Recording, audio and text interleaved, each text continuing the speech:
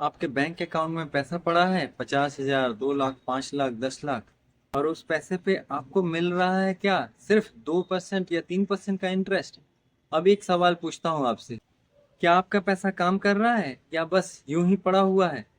नमस्कार दोस्तों, मेरा नाम नंद किशोर है और मैं एक AMFI registered certified financial adviser हूँ। आज मैं आपको एक ऐसा तरीका बताऊंगा जिससे आपका आइडियल पैसा हर दिन कमाई कर सकता है। इमेजिन करो, दो दोस्त हैं। पहले के पास 5 लाख रुपया बैंक में पड़े हैं और दूसरे के पास भी 5 लाख रुपया पड़ा है, लेकिन वह हर दिन उस पैसे से कमाई कर रहा है। पूछो कैसे? नॉलेज यही है। यही नॉलेज आज आपको मिलने वाली है।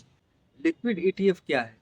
सिंपल लैंग्वेज में इसे समझे तो आप अपने पैसे का एक फंड में डालते हो और वो फंड क्या करती है, बैंक को शॉर्ट टर्म लोन देती है, बदले में इंटरेस्ट कमाता है और वही इंटरेस्ट आपको देता है।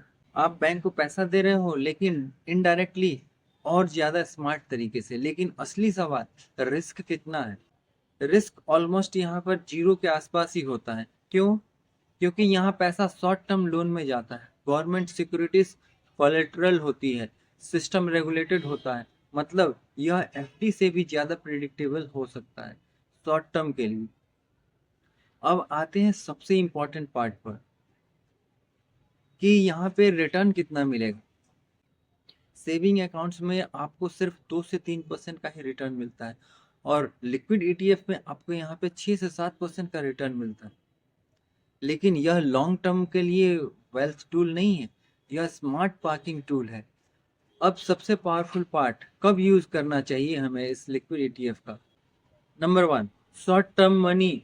अगर आपको पता है कि आने वाले 2 से 3 महीने में आपको किसी को पेमेंट करना है, तो ऐसे समय में आप अपने पैसे को 2 या 3 महीने के लिए लिक्विड ईटीएफ में पार्क कर सकते हैं।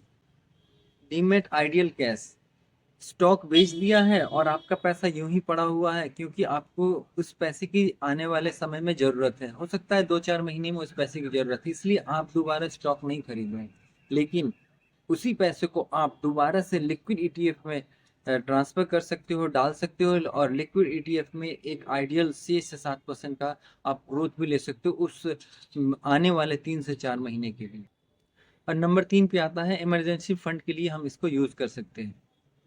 इमरजेंसी फंड का मतलब क्या होता है? लिक्विडिटी और सेफ्टी।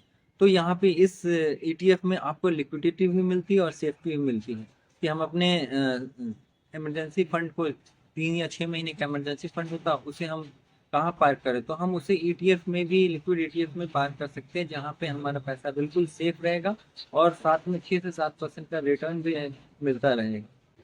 तो लिक्विड ईटीएफ को आप इमरजेंसी फंड के तौर पे आप यहाँ पे परफेक्टली फिट कर सकते हो, परफेक्टली पार्क कर सकते हो। लेकिन अब आता है सबसे कंफ्यूजिंग पार्ट कि यह कितने प्रकार का होता है। तो लिक्विड ईटीएफ प्राय 2 प्रकार का होता है। एक होता है जिसमें आपको डिविडेंड मिलता है, जिसे हम आईडीसीडब्ल्यू भी कहते हैं। यहाँ पे जो हमें डिविडेंड मिलता है वो यूनिट्स में मिलता है, जो कि बहुत ही थोड़ा होता है और थोड़ा ही कॉम्प्लेक्स भी होता है।